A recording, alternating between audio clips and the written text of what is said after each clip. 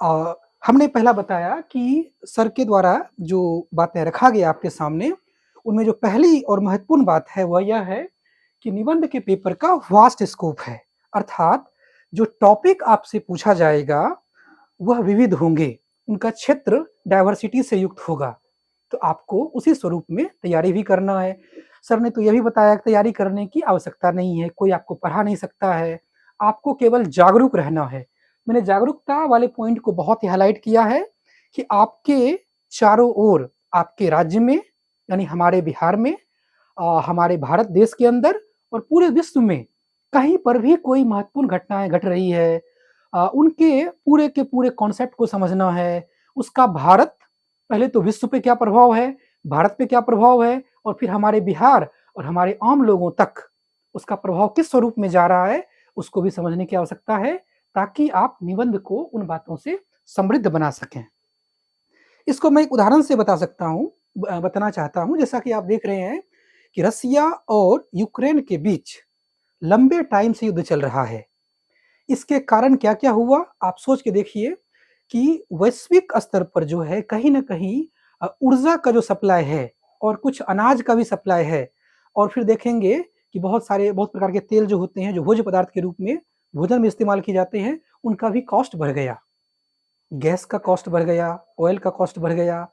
अब Russia Ukraine में war हो रहा है, यूरोप के किसी अन्य भाग में, और उसका प्रभाव भारत, बिहार और हमारे किचन तक हो गया कि हमारे जो हम एलपीजी यूज़ करते हैं, जो सिलेंडर यूज़ करते हैं, उसका कॉस्ट बढ़ गया। तो आपको एज़ अ सिविल सर्वेंट ये ध्यान रखना होगा कि जो वैश्विक गतिविधि हो रहा है, उसका हमारे आम व्यक्ति तक क्या प्रभाव होता है, डाउन टू अर्थ होके उन बातों को समझना होगा। इसीलिए जागरूकता की बात सर ने किए हैं। तीसरा जो उन्होंने कहा कि अपने पर्यावरण की समझ होना चाहिए, वो बातें मैं नोट कर देता हूँ। अपने पर्यावरण की समझ हमें होना चाहिए। पर्यावरण का संदर्भ यही है कि इसमें आप अपनी बातों को नोट कर सकते हैं। अपने पर्यावरण की समझ होना चाहिए। यहाँ पर एक तो इस एरिया में आ जाएगा अपना बिहार, और बिहार के साथ-साथ उसका प्रभाव हमारे भारत पर क्या हो रहा है और विश्व पे क्या हो रहा है। एक स्वरूप यह है। दूसरा स्वरूप है कि आम व्यक्ति पे इसका असर क्या हो रहा है। आम व्यक्ति उन घटनाओं से किस प्रकार से प्रभावित हो रहा है। खास करके आपको उन वंचित तबकों पर गौर करना है जिस पर इस तरह के युद्ध जो मैं विचार एग्जाम्पल के रूप में दिया, या अभी ही देखिए इजराइल और हमास के बीच युद्ध हो रहा है, उसका क्या नकारात्मक असर जो है बिहार, भारत, विश्व, हमारे आम व्यक्ति और सबसे जो वंचित तबका है, हमारे समाज के वंचित वर्ग, जो किसी न किसी रूप में कहिए कि भेदभाव के शिकार हैं, ऐतिहासिक अन्याय को झेलते आ रहे हैं, उन पर क्या प्रभाव हो रहा है। युद्ध तो यूक्रेन के सीमाओं पर या इजराइल के सीमाओं पर लड़ा जा रहा है, लेकिन उसका प्रत्यक्ष या अप्रत्यक्ष प्रभाव विश्व के पटल पर देखने को मिल रहा है। साथ ही साथ भारत और भारत के अंदर बिहार और बिहार के अंदर हमारे लोगों पर उसका प्रभाव देखने को मिल रहा है। उन बातों की समझ आपको होना चाहिए। अगला बात इसमें जो ध्यान रखना है, वो कोई भी मुद्दा जो विश्व पटल पे चर्चा में है, ऐसा कोई भी मुद्दा, ऐसा कोई भी इशू जो बहुत ही ज्यादा चर्चा में है, उन बातों को आपको समझना होगा कि आखिर जो है वो मुद्दा है तो क्यों है, विश्व पटल पे चर्चा में हो रहा है तो क्यों हो रहा है, उन बातों को आपकी समझ रखना है। इसमें खास करके एक बात मैं और भी बताना चाहता हूँ, यहाँ पर भी मैं हाईलाइट किया उन बातों को, और फिर दोबारा हाईलाइट करना चाहता हूँ कि जो करंट अफेयर की घटनाएं हैं, जो करंट अफेयर की घटनाएं हैं, वो आपके लिए सबसे ज्यादा महत्वपूर्ण है। देखिए, जब आप अपना निबंध लिखेंगे, आगे हम जब आपको बताएंगे निबंध का स्ट्रक्चर और निबंध को कैसे विश्लेषण करना है, तो वहाँ एक इंग्रेडिएंट के रूप में आपको बताएंगे कि यदि आप अपने निबंध में करंट अफेयर के मुद्दों की चर्चा नहीं करते हैं, तो आपका निबंध एक नॉन लिविंग डॉक्यूमेंट के समान है, निर्जीव डॉक्यूमेंट, दस्तावेज के समान है। जब आप इन बातों को, जो घटनाएं हमारे चारों ओर घट रही है, उन बातों की चर्चा करेंगे, तब वह निर्जीव दस्तावेज सजीव दस्तावेज में कन्वर्ट हो पाएगा। तो हर आप में से जो भी विद्यार्थी इस एग्जाम की तैयारी कर रहे हैं, इस एग्जाम में अपियर होंगे, उनको ध्यान रखना है कि निबंध का टॉपिक कोई भी हो, करंट से जरूर जोड़ना है, करंट के मुद्दे को उठाना है जिसका प्रभाव बिल्कुल ग्राउंड लेवल से लेके वैश्विक लेवल तक हो रहा है, उनकी चर्चा करना है ताकि आपका निबंध सजीव दिख सके। इसके बाद जो अगली बातें चर्चा किया हमारे सर ने कि समस्या या मुद्दों का गहराई से विश्लेषण करें। इन बातों पे ये भी ध्यान देना है कि कोई मान लीजिए कि ट्रेडिशनल ही समस्याएं हैं। अब समस्या तो सिविल सर्वेंट को नहीं सोचना चाहिए कोई समस्या है, चुनौती के रूप में लीजिए।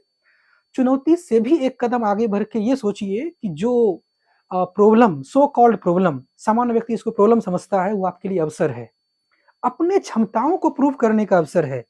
आपके अंदर जो कलेवर है, जो सेवा का भाव है और अपने बिहार को ऊंचाई पर ले जाने की जो मनसा है, उनको आप हकीकत में कन्वर्ट कर सकते हैं। इसीलिए जो है यहाँ पर यह भी ध्यान रखना है, उन मुद्दों का गहराई से विश्लेषण करना है। ऐसे कोई भी मुद्दे जो चर्चा में है उनका गहराई से आपको विश्लेषण करना है। ये सारी बातें अगर पता रहेगा आपको, आप बीपीएससी के मंशा को स्पष्ट रूप में समझ पाएंगे। फिर सर ने एक और बातें कहा कि अपनी तार्किक क्षमता द्वारा आकलन करें। आपने सर को सुनते समय एक बात गौर किया, कोई आपको निबंध पढ़ा नहीं सकता है, कोई आपको निबंध पढ़ा नहीं सकता है। इसमें यह बात अंतर्निहित है कि आपकी मौलिकता का परीक्षण किया जाएगा, आपके तार्किक क्षमता का परीक्षण किया जाएगा, किसी और व्यक्ति का नहीं। तो आपको अपने तार्किक क्षमता को इनहेंस करना है, बैसाखी के सहारे नहीं चलना है। अपने पैर को मजबूत कीजिए, अपने स्टेमिना को मजबूत कीजिए, क्योंकि आपको मैराथन की दौड़ जीतना है। आप मजबूत रहेंगे तभी कहीं ना कहीं जो है आपका सिलेक्शन होगा। और एक बात ये ध्यान रखिए कि एसे का पेपर और आंसर राइटिंग बीपीएससी के इस चक्रव्यूह को तोड़ने का सबसे बड़ा हथियार है, ब्रह्मास्त्र के समान है। और ये आपके पास लेखन कौशल होना ही होना चाहिए।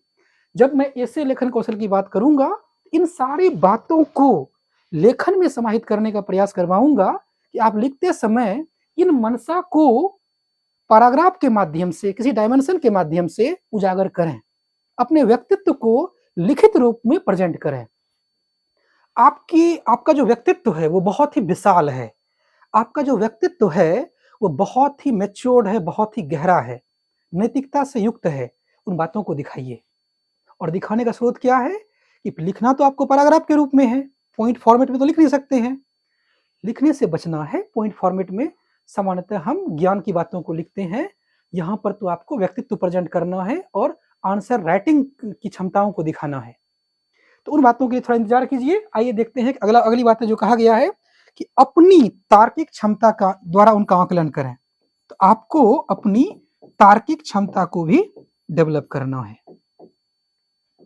तार्किक क्षमता को भी आप नोट कर लीजिए, इसको भी आपको बहुत बहुत ज्यादा डेवलप करना होगा। अभी जो भी पॉइंट मैं आपको लिखा रहा हूं वो सारे पॉइंट साक्षात सर के द्वारा कहे गए हैं।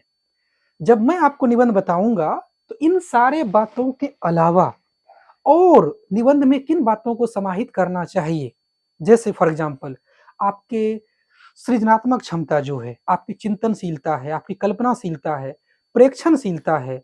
अब उन सब की बात भी मैं करूंगा आगे कि आप में प्रॉब्लम सॉल्विंग अप्रोच कैसा है, निर्णय लेने की क्षमता क्या है, आप में प्रशासनिक गुण कौन कौन सा है, जो आपके अंदर वैल्यू है, मूल्य है, आपके अंदर जो गुण है, आपके अंदर जो कई प्रकार की क्षमताएं हैं, उनको कैसे प्रेजेंट करना है, वो सारी बात मैं करूंगा। अभी केवल और केवल वही चेहरा मैं प्रेजेंट कर रहा हूं जो तस्वीर हमारे सर ने दिखाने का प्रयास किया आपके सामने।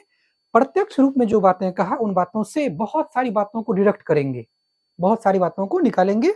उनमें कुछ बातें ये है, इनको आप नोट कीजिए। इसमें एक दो बातें और भी ध्यान दीजिए।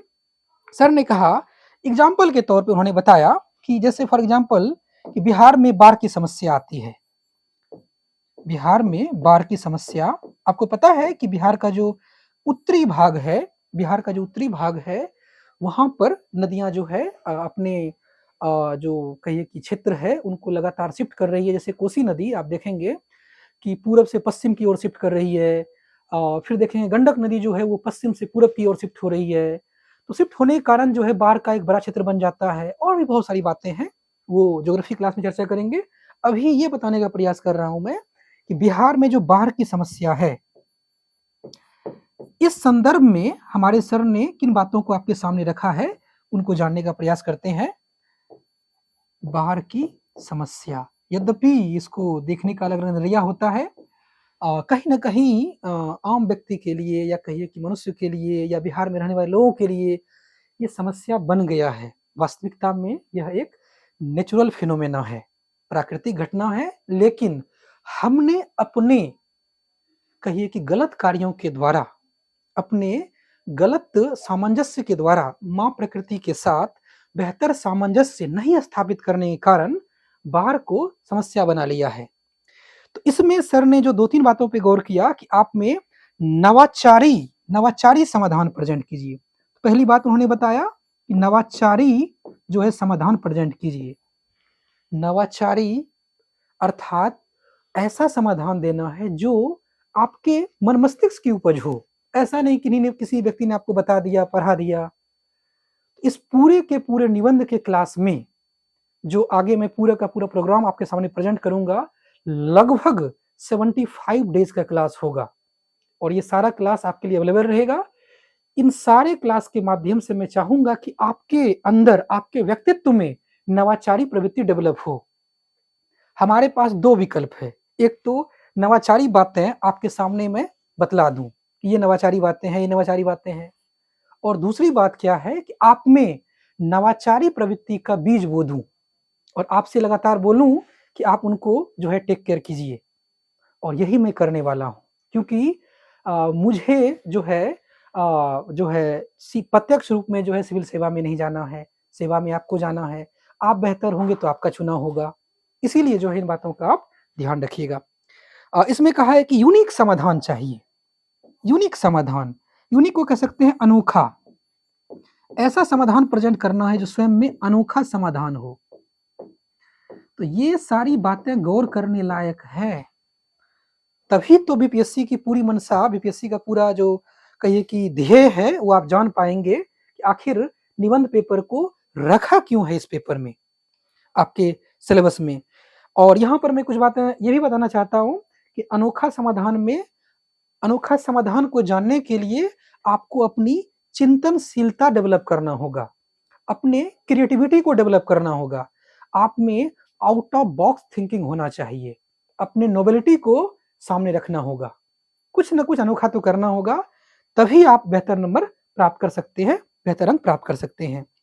इसके अलावा जो है हमने बात किया, उन बातों को भी नोट कर लेते हैं कि मुद्दा को और गहराई से समझने के लिए अपने कल्पनाशीलता को आपको डेवलप करना होगा। इन सारे शब्दों की चर्चा में विस्तार में आने वाले टाइम में करूंगा। आपको अपनी रचनात्मकता को प्रेजेंट करना होगा, अपने चिंतनशीलता को डेवलप करना होगा, और ये सभी तभी डेवलप हो पाएगा जब आप में प्रेक्षणशीलता हो। ऑब्जर्वेशन जो स्किल होता है यह होगा, तभी इन बातों को आप डेवलप कर पाएंगे। आप में जो है निर्णय लेने की क्षमता हो। अनोखा को ही मैं डिफाइन कर रहा हूं कि आखिर अनोखा, यूनिक का मतलब क्या है और यूनिक बातों को आप कैसे सामने ला पाएंगे। तो यूनिक बातों को जानने का, यूनिक बातों को सामने लाने का ये कुछ तरीका है। अपने निर्णय निर्माण शक्ति को डेवलप कीजिए। साथ ही साथ और क्या कर सकते हैं कि समस्या समाधान या समाधान क्षमता जो है, समाधान क्षमता को आप अपने अंदर डेवलप कीजिए। ये सब कुछ बातें होगा तभी आप अनोखा समाधान कर सकते हैं। और हमारा प्रयास ये रहेगा कि आप किसी के नोट्स, किसी किताब या किसी स्रोत के माध्यम से इन बातों को केवल हूबहू अपने कॉपी में लिखने के बदले में अपने व्यक्तित्व के अंदर इन बातों को सृजित कीजिए, इन बातों को डेवलप कीजिए। और मैं आपको बारी बारी से एक एक जो कई मूल्य, गुण और जो स्किल है उसको डेवलप करवाऊंगा, और सबके ऊपर बारी बारी से क्लास होगा। मैंने जो कहा 75 क्लास है, 75 क्लास में जो है थ्योरेटिकल पक्ष भी होगा, प्रैक्टिकल पक्ष भी होगा। मैं निबंध के थ्योरेटिकल पक्ष का भी लगभग 15 से 20 क्लास लूँगा, ताकि थ्योरेटिकल पक्ष भी आपके सामने पूरा स्पष्ट हो जाए। और दूसरा पक्ष क्या होगा? प्रैक्टिकल पक्ष, व्यवहारिक पक्ष, कि आपको मैं पूरा का पूरा निबंध जो है थीम बेस्ड प्रिपेयर करवाऊँगा। थीम बेस्ड प्रिपरेशन का मतलब है कि जो भी निबंध आपके सामने, आपने देखा कि डाइवर्स एरिया रहेगा, हम पहले लगभग 10 से 15 उस एरिया का चयन करेंगे। फॉर एग्जाम्पल, जैसे कि पर्यावरण अपने आप में एक एरिया हो गया, एक थीम हो गया, वुमेन एक थीम हो गया, एजुकेशन शिक्षा एक थीम हो गया। एक थीम पर 5-5 क्लास में लूंगा और व्यवहारिक रूप में वो थीम का प्रिपरेशन पूरा मैं कराऊंगा। यह नहीं कि कोई टॉपिक ले लिए, टॉपिक को बता दिए, वो भी होगा। इस क्लास का व्यवहारिक रूप में वो भी हिस्सा होगा। जो निबंध आपसे पूछे गए हैं उन बातों को भी मैं बताऊंगा आपके सामने। लेकिन थीम बेस्ड प्रिपरेशन का अर्थ ये है कि इन्वायरमेंट से जुड़ा हुआ कोई भी टॉपिक आए, आपने जो थीम बेस्ड प्रिपरेशन किया है उन आधार पर, उन बातों के आधार पे आप किसी भी निबंध को लिख सकते हैं।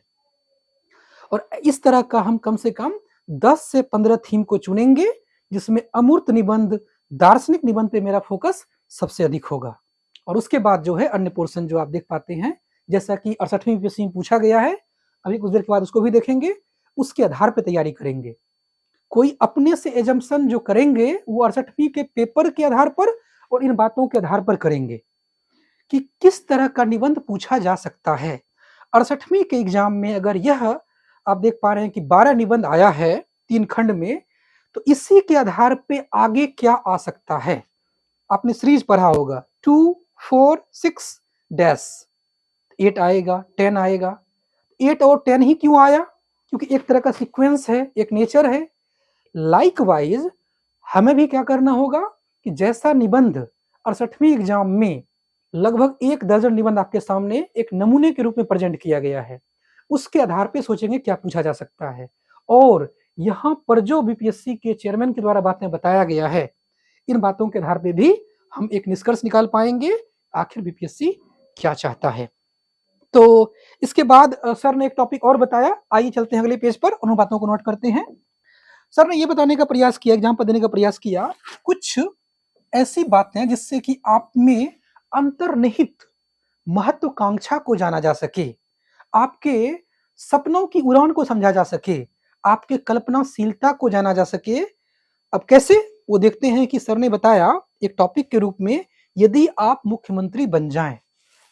अब ये बड़ा सौभाग्य है मेरा कि बीपीएससी के चेयरमैन के इस इंटरव्यू से पहले से ही जब मैं आप लोगों को निबंध की तैयारी करवा रहा था, तो यूपीएससी वालों को मैं देता रहा हूं कि यदि आप भारत के प्रधानमंत्री बन जाएं, और बीपीएससी वाले को देता रहा हूं या अन्य स्टेट वाले को देता रहा हूं कि यदि आप बिहार के मुख्यमंत्री बन जाएं। और संयोग ऐसा है कि सेम टॉपिक हमारे चेयरमैन के द्वारा भी आपके सामने प्रेजेंट किया गया है, यदि आप बिहार के सीएम हो जाएं। यदि आप बिहार के मुख्यमंत्री हो जाएं, एग्जाम्पल जरूर अपने कॉपी में लिखिए, ताकि ये टॉपिक आपको एक आइडिया दे, एक सोच पैदा करे किस तरह का टॉपिक आ सकता है। यदि आप बिहार के सीएम बन जाएं, इस तरह का टॉपिक कुछ उन्होंने सर ने चर्चा किया है, तो हम भी उन बातों को नोट कर लेते हैं। अब इसके आधार पे आप बहुत सारी बातें एज्यूम कर सकते हैं। आप क्या चाहते हैं बिहार के लिए, क्या करना चाहते हैं, बिहार में जो चुनौतियां हैं उनको कैसे सॉल्व करना चाहते हैं, कैसे उन चुनौतियों को आप अवसर समझकर डील करना चाहते हैं, उन सारी बातों पर चर्चा। और अपनी महत्वाकांक्षा, अपने मदर जो कह सकते हैं कि माँ के रूप में जो बिहार है, यहाँ की भूमि है, मातृभूमि है, उनके लिए क्या बेहतर करना चाहते हैं, उन सारे बातों को जो है जानने का, परीक्षण करने का यह बहुत ही शानदार स्रोत रहेगा। इसके बाद जो अगला पड़ाव है कि अच्छा, यहाँ पर यह भी बातें कहा गया सर के द्वारा कि आप नया क्या करेंगे। आप यदि बिहार के सीएम बन जाते हैं तो नया कार्य आपके द्वारा क्या किया जाएगा, इस बात पर तो बहुत ही जोर दिया गया है। और ये बहुत ही महत्वपूर्ण बात है कि आप जानें, आप समझें कि आपसे नवाचारी प्रवृत्ति की अपेक्षा किया जा रहा है। आप वही घिसी पिटी बातें नहीं बताएं, या ऐसी बातें नहीं कहें जो बिल्कुल हर कोई जानता है, हर किसी को पता है। आप कुछ ऐसी बातें बताएँ। देखिए, आप अगर बिहार के इतिहास में जाएँगे, आप देखेंगे कि हमारा बिहार जो है बहुत ही गौरवशाली भूमि रहा है। हमारा बिहार जो है ज्ञान और प्रबोधन की भूमि रहा है, माँ सरस्वती की भूमि रहा है। इतिहास के एक टाइम में आपको पता होगा कि गंगा घाटी सभ्यता का विकास, मगध का साम्राज्य का विस्तार, उतना बड़ा भारत था उस समय जिस समय उतना बड़ा अभी भी वर्तमान में नहीं है। तो जो बिहार की धरती संस्कृति सभ्यता की जननी रहा है, जो बिहार की पवित्र भूमि धर्म की जननी रहा है, नैतिकता की जननी रहा है, उसके लिए ख्वाब भी तो आपको बड़े देखने हैं। अपनी मातृभूमि के लिए कुछ बड़ा सोचिए, कुछ बड़ा महत्वाकांक्षा रखिए और उन बड़े और विशाल महत्वाकांक्षा को पूरा करने के लिए कुछ नए बातों को सोचिए। आपसे नवाचारी प्रवृत्ति की अपेक्षा किया जा रहा है। इसी कॉन्टेक्स्ट में मैं पिछले पेज में आपको इन सारे बातों को यहाँ पे लिखाया हूँ कि आप में कल्पनाशीलता होना चाहिए। जब आप कल्पना करेंगे तभी तो सोच पाएंगे ना कि हमारा बिहार अगर पास्ट में इस स्वरूप में था, ज्ञान की भूमि था, विश्वगुरु था। अगर प्राचीन काल में हमारा बिहार विश्वगुरु था, तो वर्तमान में भी जो खोया हुआ दर्जा है फिर से वापस कराना है।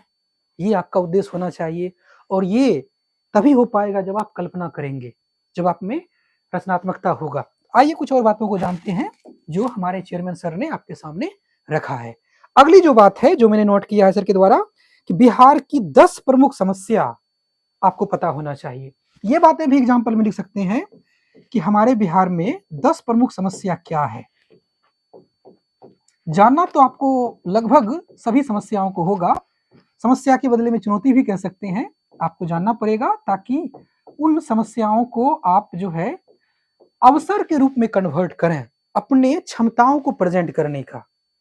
आप एज ए सिविल सर्वेंट जा रहे हैं, आपको समस्या के रूप में नहीं देखना है, सामान्य व्यक्ति उसको समस्या के रूप में देख रहा है। आपको एक अवसर समझना होगा अपनी क्षमताओं को प्रेजेंट करने का। उस जैसे फॉर एग्जाम्पल बिहार में बाढ़ आ रहा है लगातार, बिहार का अधिकतर क्षेत्र देखेंगे लगभग 38 में से 28 जिला बिहार में बाढ़ से प्रभावित है। तो वहां पर अगर आप कुछ नवाचारी प्रवृत्ति लाते हैं, उस समाधान को अगर आप सॉल्व कर देते हैं, यही तो आपकी महारत होगी। इस बातों को ध्यान रखना है। अब इन बातों में भी कहा गया है कि आपको नवाचारी समाधान प्रेजेंट करना है। ये बातें भी बहुत महत्वपूर्ण हैं। आप देख पा रहे होंगे कि सर बार बार नवाचारी प्रवृत्ति और इनोवेटिव स्किल की बात कर रहे हैं, आपकी रचनात्मकता पे जोर दे रहे हैं, कुछ आउट ऑफ बॉक्स सोचने की बात कर रहे हैं। अपने अंदर नोवेल्टी को लाइए, तभी ये सारा कार्य हो पाएगा। और इसके लिए जो मैं अभी पॉइंट लिखाया हूं कि आप में कल्पनाशीलता, चिंतनशीलता, रचनात्मकता और प्रेक्षणशीलता होना ही होना चाहिए, तभी इन बातों को आप बेहतर तरीके से डील कर पाएंगे। अब इसमें यह भी कहा गया है कि आप अपना दृष्टिकोण भी रखिए। अभी कुछ देर पहले मैं आपको बता रहा था कि आपको किसी के ऊपर डिपेंड नहीं रहना है। आपको इस मैराथन में किसी बैसाखी के सहारे नहीं चलना है। सिलेक्शन आपको लेना है, तो आपके बाजुओं में, आपके पैर में दम होना चाहिए, तभी आप मैराथन को जीत सकेंगे, तभी आप इस दौर में दौड़ पाएंगे। और उसके लिए आपको अपना दृष्टिकोण डेवलप करना होगा। और फिर वही बात आ जाती है कि आपको क्या करना होगा, चिंतन करना होगा, अपने चिंतनशीलता को डेवलप करना होगा, तभी आप अपना व्यक्तिगत पक्ष को रख पाए। इसके लिए आप एक कार्य कर सकते हैं जो बहुत ही बेहतर है। हम सभी ने सबसे अधिक जो अपने जीवन में सीखा है, वह सीखा है ऑब्जर्वेशन स्किल से, प्रेक्षणशीलता से। अपने शहर में, अपने गांव में निकलिए। आप निकलते कल भी थे, कल तक आप केवल आंखों से देखते थे, उन चीजों को गौर नहीं कर पाते थे। अपने शहर में, अपने गांव में निकलिए और एक एक चुनौतियों को देखिए जो चारों तरफ आपके बिखरा हुआ है। आप देखिए आपके शहर में क्या क्या समस्याएं हैं, वहां पर रोड किस तरह का है, नाली की व्यवस्था कैसा है, बिजली, पानी, स्लम में का कंडीशन क्या है, भीड़ भाड़ तो नहीं है, मार्केट का कंडीशन क्या है, जितनी सुविधाएं हो सकता है क्या हमारे शहर में है। आप अपने शहर को एक सामान्य शहर से स्मार्ट सिटी में कैसे कन्वर्ट करेंगे, इसकी कल्पनाएं कीजिए, इसके ख्वाब सजाइए और हर दिन जिस समय आप सोने जाते हैं, किसी एक समस्या को, किसी एक चुनौती को कैसे अवसर में कन्वर्ट करके आप डील करेंगे, कैसे उसको खत्म करेंगे और बेहतर स्थिति में लाएंगे, ये जरूर सोचिए। सोते समय आप एक बीज अपने मन मस्तिष्क में डाल दिया कीजिए, फिर देखिए कुछ दिन के बाद वही बीज जब वट वृक्ष बन जाएगा तो फिर सभी को जो है उसके फल का जो आनंद ले पाएंगे। तो हमने यहाँ बात किया कि आपको अपना व्यक्तिगत दृष्टिकोण भी डेवलप करना है, ये हमारे चेयरमैन सर की अपेक्षा आपसे है। इसके बाद जो है सर ने जो अगला जो एरिया या अगला मोर्चा जो उन्होंने बताया, यह बताया कि दार्शनिक निबंध भी पूछे जा सकते हैं। अब तो ये कहना उचित होगा कि पूछे जा चुके हैं ऑलरेडी, क्योंकि हमारे पास 68वीं का पेपर है। इसके जस्ट बाद हम 68वीं का पेपर देखेंगे कि दार्शनिक या अमूर्त तरह का निबंध पूछा जा सकता है। अब इसमें सर ने एग्जाम्पल दिए कि कर्म किए जा, फल की चिंता मत कर। यह जो वाक्य है गीता के एक श्लोक का हिंदी अनुवाद है, और यह जो एग्जाम्पल सर ने दिया, पहले उस एग्जाम्पल को लिख लेते हैं कि कर्म किए जा, फल की चिंता मत कर।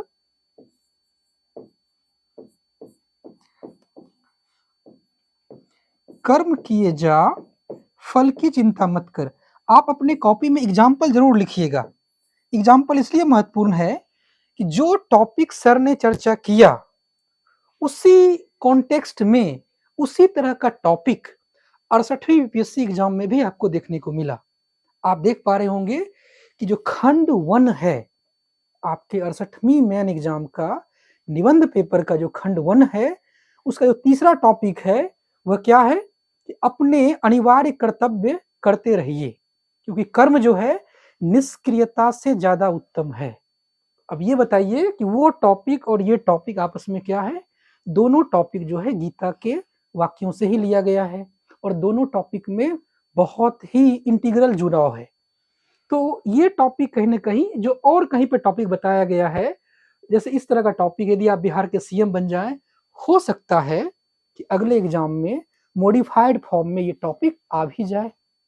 आपको अपने फ्रंट पर तैयार रहना है। कर्म किए जा, फल की चिंता मत कर, ये टॉपिक भी पूछा जा चुका है, लेकिन अलग स्वरूप में पूछा गया। तो कहीं ना कहीं हमें डिडक्ट करना है कि आगे क्या पूछा जा सकता है। इसमें जो सर ने चर्चा किया कि इस टॉपिक को आप डिप्लोमेसी में कैसे यूज करेंगे, तो ये भी ध्यान रखिए कि इस टॉपिक का आप आधुनिक डिप्लोमेसी में कैसे प्रयोग करेंगे।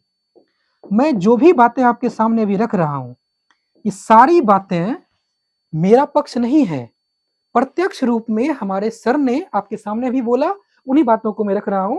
आधुनिक, इसको कट कर दीजिए, आधुनिक जो है डिप्लोमेसी में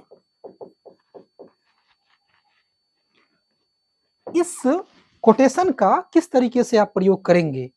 और इसमें एक बात का और भी जोर सर ने दिया कि खास करके जो है पड़ोसी देशों के साथ, जो हमारे नेबर कंट्री हैं, पड़ोसी देशों के साथ इसी कोटेशन को कैसे लागू करेंगे। एक एक बातों पर आप गौर कीजिए। ये सारे वो कहीं ना कहीं इंडिकेशन है जिसके आधार पे निबंध पूछा भी गया और अपने मनसा को भी आपको व्यक्त करना है।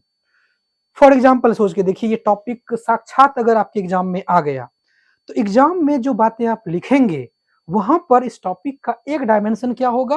पॉलिटिकल डायमेंशन होगा। पॉलिटिकल डायमेंशन में आप क्या करेंगे? आईआर की चर्चा करेंगे।